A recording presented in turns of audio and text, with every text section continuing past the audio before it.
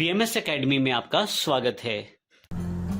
आप यहाँ से इंसर्ट सेल्स, इंसर्ट शीट रोज, इंसर्ट शीट कॉलम्स, इस तरह की चीज़ें या शीट्स को हटा सकते हैं। फॉर्मेट से आप उनको फॉर्मेट्स भी कर सकते हैं। मान लीजिए यहाँ मैं इस रो को सिलेक्ट कर लेता हूँ, सुमित रो को। इंसर्ट पे क्लिक करूँगा। इंसर्ट अगर मैं शीट रोज करता हूँ तो एक नई रो मेरे पास अवेलेबल हो जाएगी।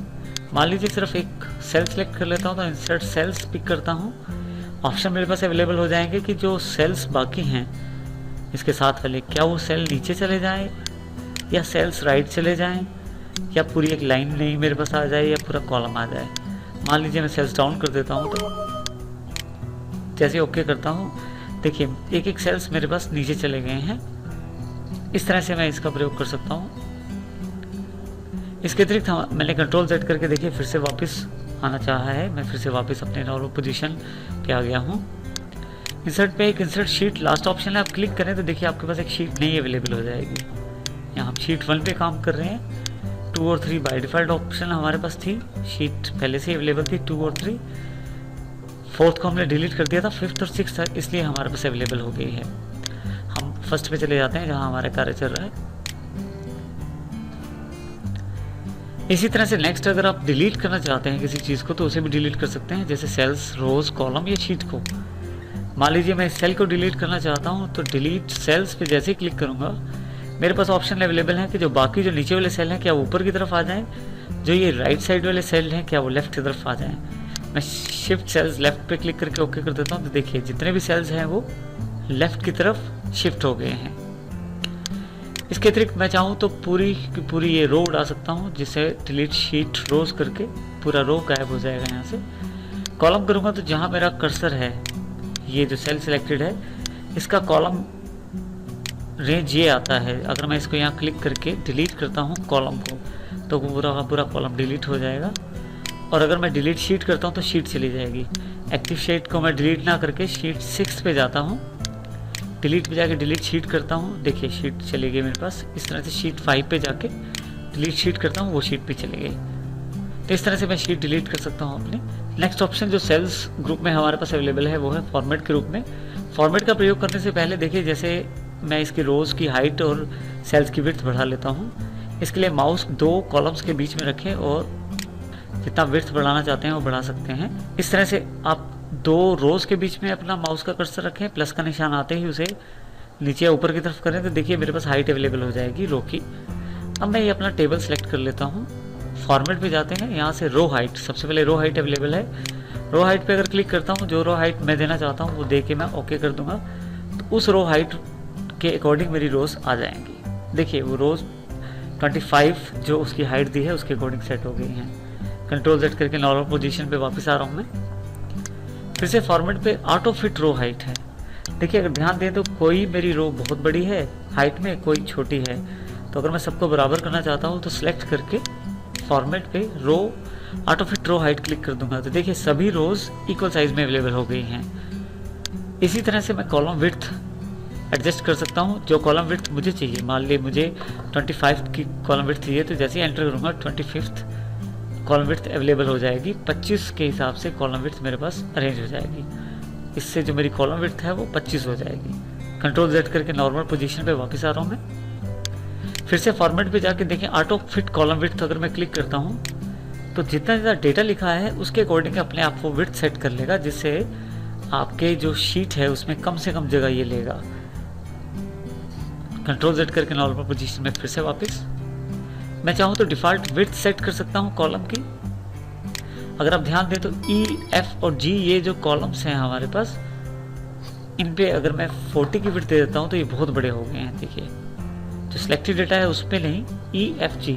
तो अगर आप इन पे ध्यान दें तो ये जो कॉलम्स हैं इनकी जो विड्थ है बहुत ज़्यादा बड़ी हो गई है।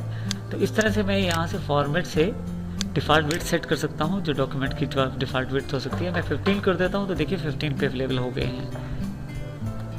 आप चाहे तो रोज और कॉलम्स को हाइड भी कर सकते हैं। सेलेक्ट कर लेते हैं हम इन रोज को। फॉर्मेट पे जाके अगर मैं हाइड एंड हाइड पे जाके हाइड रोज कर देता हूँ तो ये हाइड हो जाएंगी रोज, और यहाँ से अनहाइड रोज कर देता हूँ तो वापस आ जाएंगी। इसी तरह से कॉलम को सिलेक्ट करके अगर मैं हाइड कॉलम्स कर देता हूँ तो हाइड हो जाएंगे कॉलम्स, दोबारा यहाँ हाइड एंड हाइड पे जाके अनहाइड कॉलम्स कर दूंगा तो वापस आ जाएंगे। इसी तरह से मैं अपनी शीट को भी हाइड और अनहाइड कर सकता हूँ। जैसे हाइड शीट क्लिक करते ही मेरी जो 1 नंबर की शीट है वो हाइड हो गई है। वापस चाहिए तो फिर से फॉर्मेट पे जाएं, हाइड एंड हाइड पे अनहाइड शीट पे क्लिक करें, शीट 1 जो कि गायब हुई थी उस पर क्लिक करके ओके करें। देखिए फिर से वापस शीट आ गई है आपके पास। इसके अलावा आप चाहें तो शीट जो है हमारी उसे रीनेम कर सकते हैं। जैसे हमारे पास शीट 1 है, रीनेम करके जो मैं लिखना चाहता हूँ, जो नाम शीट का देना चाहता हूँ वो दे सकता हूँ। जैसे क्लास 5 डेटा के नाम से मैंने शीट का नाम रख दिया है। इसका प्रयोग तब ज़्यादा महत्वपूर्ण हो जाता है अगर आपके पास शीटें बहुत ज़्यादा हैं। फिर आप डायरेक्ट शीट का नाम देने से आपको ये जानकारी मिल जाएगी कि शीट के अंदर कौन सा डेटा अवेलेबल है। इसके अलावा आप कॉपी भी कर सकते हैं शीट को और मूव भी कर सकते हैं। मान लीजिए 5th शीट जो मेरे पास एक्टिव शीट है, मूव और कॉपी पे क्लिक करता हूँ, क्लास 5th डेटा यानी कि जो एक्टिव शीट उसे क्लिक करता हूँ, क्रिएट ए कॉपी कर दूंगा और जैसे ओके करूँगा इसका डुप्लीकेट मेरे पास अवेलेबल हो जाएगा। देखिए 5th डेटा शीट 1 और ये शीट 5th डेटा की पार्ट 2 यानी कि एक तरह से दूसरा कॉपी तैयार मिल गया है मुझे ये शीट नहीं चाहिए तो इसे मैं डिलीट भी कर सकता हूँ। डिलीट पे डिलीट शीट के ऑप्शन से यस करते ही ये शीट मेरे पास डिलीट हो जाएगी। इसके अलावा मेरे पास मूव भी कर सकते हैं शीट को। मूव पे क्लिक कीजिए, अब की बार कॉपी पे क्लिक नहीं करना है, यहाँ आप क्लिक मत करें। इस शीट को कहाँ लेके आना है, मूव टू एंड, वहाँ क्लिक कर दें, ओके कर दें। तो देखिए इस बार शीट हमारे पे लास्ट नंबर पे अवेलेबल हो गई है। इसके पश्चात हमारे पास टैब कलर्स अवेलेबल हैं। आप शीट्स के कलर भी दे सकते हैं उनके नाम के नीचे।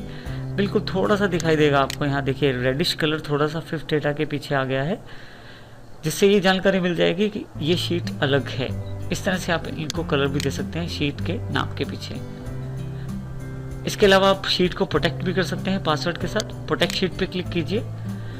आप जो चाहते हैं कि यूजर्स क्या कर पाए उनको तो आप ऑन कर दीजिए, और जो आप नहीं चाहते कि यूज़र ना कर पाए उसको आप ऑफ रखिए सिलेक्टेड बॉक्स से। जैसे मेरे पास 2 ऑप्शन ऑन हैं, सिलेक्ट लॉक सेल्स और सिलेक्ट अनलॉक सेल्स। तो इसमें केवल यूज़र जो है सिलेक्ट कर पाएगा या डिसलेक्ट कर पाएगा। इसको ओके कर देते हैं, पासवर्ड देके इसे ओके कर दीजिए। जैसे मैंने ओके किया ये मेरे से फिर से पासवर्ड मांगेगा कंफर्मेशन के लिए, दोबारा ओके कीजिए। अब मैं डेटा को सिलेक्ट तो कर सकता हूँ और डिसलेक्ट भी कर सकता हूँ, लेकिन इसमें मैं किसी भी प्रकार का कुछ भी मॉडिफिकेशन नहीं कर सकता। मॉडिफिकेशन करने के साथ ही आपके पास मैसेज जो आया है, the cell or chart that you are trying to change is protected and therefore read only. इसका अर्थ यह है कि आप जो डेटा आपके पास अवेलेबल है उसमें आप किसी भी प्रकार का कोई भी चेंज नहीं कर सकते। डेटा को अनप्रोटेक्ट करने के लिए फिर से फॉर्मेट पे जाके अनप्रोटेक्ट शीट पे क्लिक कीजिए। जो पासवर्ड आपने दिया था दोबारा दीजिए। जैसे आप ओके करते हैं फिर से एडिटिंग के सारे ऑप्शंस आपके पास अवेलेबल हैं। इस तरह से फॉर्मेट जो ऑप्शन है इसका प्रयोग करके हम अपने रोज़ की हाइट बढ़ा सकते हैं, कॉलम की विड्थ बढ़ा सकते हैं और अपने डेटा को प्रोटेक्ट भी कर सकते हैं।